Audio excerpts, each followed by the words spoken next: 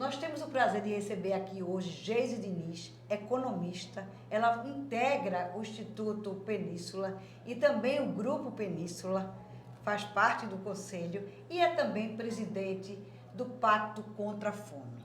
Geise, um prazer tê-la aqui. Realmente esse seu trabalho é muito admirável. Estamos todos encantados com esse seu trabalho. E eu queria saber, tem jeito de erradicar a fome no Brasil? Olá, Roberta, muito obrigada aqui por esse espaço. Mas tem, a resposta é sim, tem. Simplesmente pelo fato de sermos um país que tem o alimento. Então, acho que pelo fato de termos esse alimento aqui, o Brasil é um país que produz, é um dos principais celeiros do mundo, só que ao mesmo tempo a gente tem a fome e a gente joga comida no lixo. Então, quanto mais a gente estuda no Pacto contra a Fome, a gente vê que sim é possível, desde que a gente faça esse movimento juntos. Acho que o governo tem uma grande responsabilidade, é quem mais tem esse poder de fazer essas atuações, principalmente no que diz respeito a políticas públicas, inclusive, e tem a grande força do dinheiro, da gestão. Por outro lado, nós, enquanto sociedade civil, nós, enquanto empresas, enquanto cidadãos, enquanto ONGs, o terceiro setor, a academia, que são as universidades, quem estuda, e a própria imprensa, tem esse papel fundamental de articulação para que a gente faça mudanças estruturantes. Estruturante significa quais são as mudanças que a gente vai fazer de formas que são perenes. Então, são políticas públicas, é conscientização para a população de que a fome existe, de que o desperdício existe e como que a gente acaba com isso. E que cada vez que a gente fizer uma mudança de governo, que as políticas públicas que estão dando certo, elas não sejam desmontadas. Elas precisam ser continuadas. E este é um papel da sociedade civil que tem que agir. Pois é, a gente tem aqui, por exemplo, um exemplo aqui em Pernambuco. Dom Helder Câmara começou com esse trabalho contra a fome ainda nos anos 60. Depois Betinho também foi um expoente, o Herbert de Souza. E agora você também começa com esse trabalho e está aí no Brasil. A gente tem um limite que pudesse ser assim, não, até 2030, até 2040, a fome pode ser erradicada? Sim, a nossa meta é 2030, nenhuma pessoa no Brasil com fome. E isso vem alinhado às ODSs. Então, é possível? É possível. Porque a gente tem estudos, a gente tem tecnologia para isso, a gente tem pessoas brilhantes. O homem está chegando em Marte e como e a gente tem fome. Tem a comida. E a gente tem um alimento. Então, sim, é possível. Então, no Pacto contra a Fome, a gente colocou essa meta 2030 e não uma meta só do Pacto, tem que ser uma meta coletiva, todos nós juntos. E 2040, todas as pessoas bem alimentadas, porque não basta só a gente tirar essas pessoas da fome, a gente precisa alimentar bem a nossa população. Porque se a gente quiser um país bem desenvolvido, as pessoas precisam se alimentar corretamente, principalmente na primeira infância. A gente precisa garantir que as nossas crianças estão bem alimentadas e bem nutridas. Então essa é uma preocupação também do Pacto contra a Fome. O que seria uma criança bem alimentada? Diga aí para uma mãe que está nos ouvindo. Uma criança bem alimentada é quando a gente consegue dar todos os nutrientes que ela precisa para o seu desenvolvimento, para que ela possa também ter o desenvolvimento cognitivo. Então, ela comer adequadamente a quantidade de proteínas, de carboidratos, o de gordura que for preciso e cada vez menos os produtos que são detratores de saúde. Porque hoje a gente vê que quanto mais cresce a curva da fome, cresce a curva da desnutrição e cresce a curva da obesidade.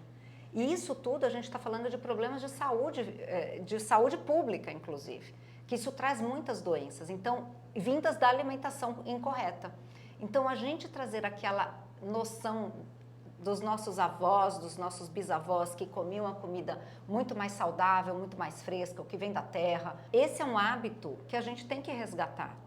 Essa qualidade desses produtos, comer direito, comer saudável, faz toda a diferença na nossa vida e na cognição, no desenvolvimento, principalmente dessa primeira infância. Agora eu queria falar sobre o desperdício. Você aborda muito isso nas suas redes sociais e fala muito também nas suas palestras. Por que a gente desperdiça tanto a comida? Eu acredito que uma das razões é que nós somos um país que felizmente nunca viveu guerra. e a gente viveu inflação por muitos anos. E o hábito da gente colocar uma mesa farta, ela está em todas as classes sociais como um exemplo de sucesso. Então, como a gente não teve guerra e a gente teve inflação, a gente se habituou a abastecer a nossa geladeira, abastecer as nossas despensas, a mesa sempre farta. A gente precisa, antes de mais nada, ter consciência disso, de que a gente desperdiça, que a gente compra de uma forma errada, a gente armazena de uma forma errada, a gente muitas vezes exagera na compra, a gente não usa todo o recurso que um alimento pode dar. Muitas vezes a gente joga fora partes nutritivas do alimento, como as cascas, os talos, e dá para a gente aproveitar. Por outro lado, a gente também usa mal o nosso lixo. A gente mistura muito, a gente não separa o nosso lixo de orgânico ou não orgânico. E esse desperdício que a gente tem hoje, na cadeia inteira, do campo até a mesa de casa, desse produto que a gente desperdiça 1/3 de tudo que é produzido, hoje são 55 milhões de toneladas todos os anos que vão para o lixo aqui no Brasil. Gente, prestem atenção a esse número. Repete aí, por favor, Geise, para a gente. 55 milhões de toneladas. É 1/3 do que a gente produz vai para o lixo. E este alimento que vai para o lixo, ele é causador de gás de efeito estufa. De 8 a 10% do gás de efeito estufa que existe, ele vem causado por esses alimentos. Então, a questão ambiental, ela vem muito forte também por esse desperdício de alimento. E quando a gente pensa na questão ambiental, ela é cíclica, porque olha o que aconteceu no Rio Grande do Sul. O que está acontecendo aí na Amazônia, as queimadas, tudo, as queimadas, tudo. Né? No interior, São Paulo, a gente calamitosa. Então, isso interfere depois na agricultura, que vai interferir na produção, que vai interferir na escassez e que, consequentemente, vai interferir no preço. Quando a gente entende tudo isso, que o clima, e aí é cíclico, o clima interfere na fome e a fome vai interferindo também e o desperdício vai interferindo no clima, a gente precisa também ter consciência. Então, antes de mais nada, nós temos que ter consciência das nossas atitudes, mudar hábitos para que a gente possa realmente, primeiro, entender que o problema existe, depois é ter consciência para poder mudar hábitos e mudar o nosso dia a dia, como que a gente vai comprar, como a gente vai abastecer, olhar para dentro de casa, falar sobre isso. Então, é dentro de casa, na nossa comunidade, na escola, na igreja, no bairro, nas nossas empresas onde a gente trabalha.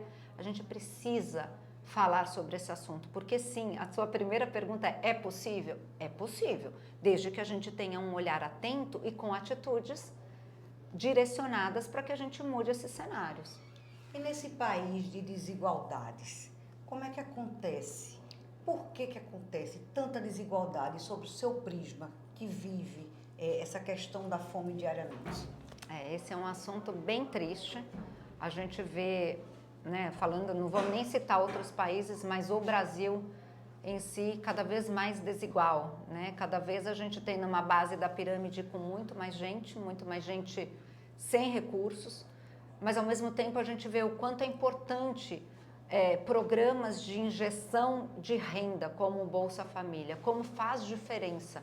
A gente saiu em 2021 de 33 milhões de brasileiros nessa situação de insegurança alimentar grave, que é a fome, para quase 9 milhões. Isso significa renda, acesso à renda e o nível de desemprego que está muito mais baixo.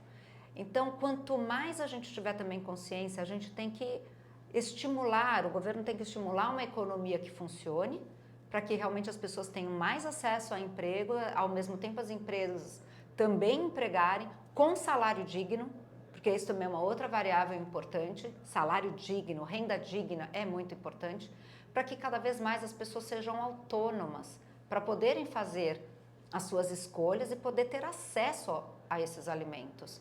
Então, e não só alimentos, mas aí a gente está falando, né? Tem que ter saneamento, tem que ter infraestrutura, educação, saúde e tudo que vem junto. E tudo que dê dignidade ao ser humano. Exatamente. E a gente vê que a fome é o lugar mais baixo da falta de dignidade. A gente realmente não dá para permitir que um ser humano, um brasileiro, passe fome. Então, quando a gente vê também que uma criança está passando fome, que precisa muitas vezes pegar do lixo uma comida, o que a gente está fazendo? Eu digo, ou melhor, o que nós não estamos fazendo enquanto sociedade civil, quando a gente vê uma situação dessa e ao mesmo tempo a gente vai ficando conivente com essa situação. A gente pode fazer essa mudança e muitas vezes a gente se retrai com a questão do problema da fome porque a gente acha que o problema é tão complexo, e ele é, e a gente fala, bom, esse problema é tão grande que por mais que eu faça, eu não vou resolver o problema. Então a gente deixa de fazer. Mas se a gente conseguir fazer ações que eu ajude uma pessoa, que eu ajude 10 pessoas, 100 pessoas, 1000 pessoas, que seja, a gente já está fazendo a diferença. Então é não deixarmos de fazer.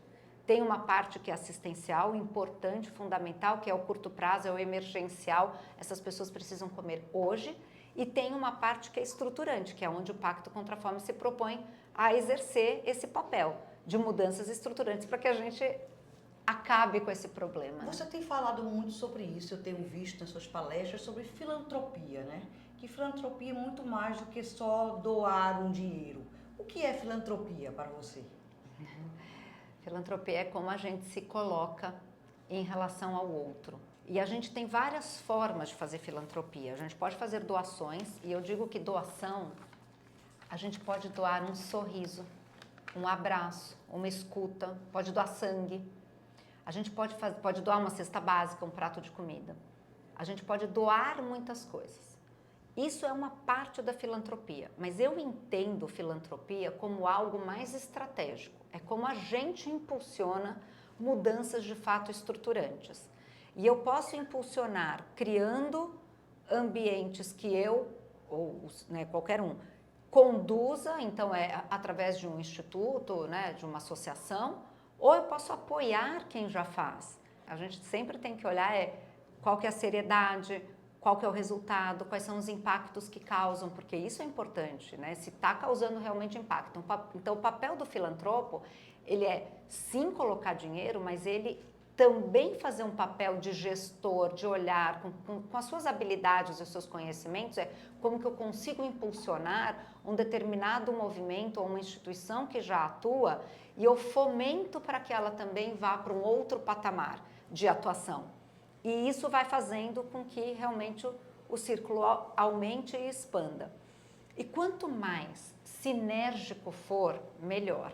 Então, este é um lugar que eu acredito muito no papel da filantropia, é que a gente comece a organizar e se juntar também nesse lugar de quem faz, como que a gente pode fazer isso de uma forma estruturada e mais sinérgica. Porque não adianta a gente fazer tudo vários pequenos. Como que a gente consegue impulsionar e ter uma capilaridade maior? Se juntando, se unindo, dentro das crenças. Tem gente que tem uma pauta de saúde, outros de fome, como eu, outros de educação, outros de meio ambiente, outros sobre Pantanal, tudo maravilhoso, mas quem atua, por exemplo, com fome, quem quer se engajar nisso, vamos juntar todas as forças, né? Por falar nisso, como é que surgiu essa sua pauta, né? Esse pacto contra a fome? Como é que surgiu? Você é uma mulher que veio do varejo, né? Trabalhava na área do varejo, atuava na área do varejo e hoje se engajou nessa causa social contra a fome. Como é que foi nesse momento de vida? Eu não sei se, acho que a grande maioria que nos ouve aqui sabe, ela é viúva de Abílio Diniz, que nos deixou esse ano, um grande empresário, um grande comunicador. A gente pode falar assim, porque ele acabou se tornando um grande comunicador também do Brasil, um porta-voz de todas as pessoas. Como é que foi essa pauta? Chegou até você, tocou até você? Na pandemia, eu me engajei muito, logo em março de 2020, com um movimento que eu co-criei para entregas de cestas básicas em São Paulo. Então, esse era o objetivo, entregar cestas no estado de São Paulo. Em 1 ano e meio, nós entregamos 900 mil cestas básicas. E neste ano eu me engajei muito com algumas instituições que trabalhavam com as comunidades no Brasil. Então, era basicamente a CUFA, que é a Central Única das Favelas, e o Gerando Falcões. Eu começo a entender um pouquinho a realidade das comunidades ao longo desse ano de 2020 E quando foi 2021, estavam todos nós esperando por vacina, a gente estava naquela angústia, né, com o Covid, e as doações acabaram. Eu vejo isso pela União São Paulo, esse movimento que eu tinha criado, mas também todos os outros que atuavam na ponta. E um dia, o Edu Lira, do Gerando Falcões, me liga muito preocupado, falando, olha, acabou as doações, tem fila na porta dos líderes nas comunidades e não tem mais doação, acabou a comida, acabou tudo. Acabou o alimento. E nesse dia eu tive uma ideia de fazer, eu falei, por que a gente não faz uma campanha nacional? Ao invés de cada um fazer a sua campanha, vamos fazer uma nacional e vamos ver o que dá. Aí a Agência África veio, a gente fez uma campanha que chamou Panela Cheia Salva, o Simoninha fez um jingle, em 10 dias a campanha estava no ar, todos nós juntos, conhece o cantor A, o cantor B, o cantor C, reverberou. Em 4 meses, a gente arrecadou o suficiente a 4 milhões de cestas básicas, que eram cestas básicas físicas e digitais. Aquilo me deu um estalo de falar, quando a gente se junta para o mesmo objetivo, a gente toma outra proporção. E foi daí que eu fui estudar. Eu queria entender, eu falei, eu estou aqui tão engajada para a cesta básica, me mobilizando, arrecadando e trabalhando. Que eu posso fazer algo maior. Daí eu falei, mas antes de fazer, o meu modus operandi eu queria entender. E aí eu trago uma consultoria para fazer esse estudo, o que é fome no Brasil, o que é o desperdício de alimentos na cadeia do agro até a mesa de casa, passando por todos os elos, e qual que é a correlação desse desperdício com a fome. O estudo, eu participei ativamente da parte qualitativa, que eram as entrevistas, com várias pessoas relacionadas ao tema, gente que tinha feito Bolsa Família, Instituto Fome Zero, foi assim uma escola. Quando esse estudo fica pronto, que daí eu vejo e falo, 33 milhões de brasileiros com fome, 8 vezes o tamanho do desperdício, o que eu faço com isso? Agora que eu sei dessa informação, eu criei um problema eu posso para contribuir mim. com isso. E daí, nesse momento, eu peguei Covid, fiquei uma semana no meu quarto, sozinha, me perguntando, e a cabeça a mil, e o estudo pronto, e a cabeça a mil. Faço ou não faço? Quando eu saí do meu cativeiro, do quarto, eu sentei com a Abílio e falei, Abílio, tô com essa angústia, se eu faço, se eu encabeço isso ou não. E ele me deu muita força, porque ele falou, Gê, você está trabalhando nisso a pandemia inteira. E realmente eu trabalhei a pandemia inteira. Eu lembro da gente ficar na fazenda, a gente ficava lá isolados, né, trabalhando. Ele falou, você está trabalhando nisso e a gente precisa ajudar o Brasil. Eu vejo que seus olhos brilham e isso é um propósito seu. E nesse momento eu entendo que aquilo realmente era um propósito. Aí eu chamei meus filhos, falei, eu estou pensando em fazer isso, só que eu vou ter que abrir mão de um tempo de todo mundo. E falei isso com a Bíblia também, eu falei, vou ter que abrir, vou abrir, porque eu sei que eu, quando faço, mergulho. Mas foi, acho que um chamado num propósito, mas muito embasado no estudo, porque eu vi ali a realidade e eu vi que tinham caminhos. E que depende, claro, de uma articulação. E eu me coloco nesse lugar de privilégio, mas de uma inconformada, mas que posso atuar. Então, onde as portas se abrem, aonde eu posso usar deste meu lugar de acesso, de que conheço pessoas, de que eu chego aonde pode ser importante, para fazer isso, para fazer essa sinergia, para levar essa consciência e cada vez mais olhar para dentro do Pacto contra a Fome e estimular que cada vez mais a gente seja de fato estruturantes, com entregas que impactam, com qualidade dessa entrega, porque é isso que eu acho que a gente tem que ser. E é isso que a gente vem mostrando ser. Mas antes de chegar neste lugar, eu falo, eu não posso fazer isso sozinha. Se eu fizer isso sozinha, isso vai ser meu ou vai ser da minha família. Eu preciso trazer um grupo de pessoas que juntos a gente construa. Ele tem que ser co-construído. E assim foi. E o pacto é assim sempre. A gente, claro, a gente tem uma equipe, a gente produz muita coisa, só que a gente não inventa a roda. O que já existe, a gente traz. A gente traz as pessoas, a gente traz as empresas, a gente traz o conhecimento, a gente traz a parceria e a gente promove essa sinergia. Então, a articulação é um dos nossos grandes pilares de atuação. Porque a gente acredita, se a gente quer chegar em 2030 sem nenhuma pessoa no Brasil com fome, somos todos nós atuando juntos, né? E o pacto, ele fez 1 ano em maio, 1 ano do lançamento, a gente lançou em maio de 23.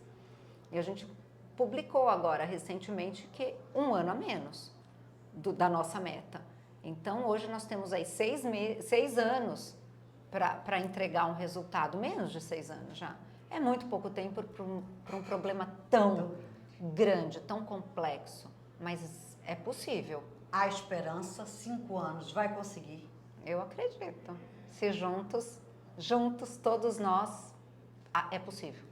Vamos acreditar. Muito obrigada por essa entrevista. Obrigada, muito obrigada pelo seu trabalho. Obrigada, Roberta.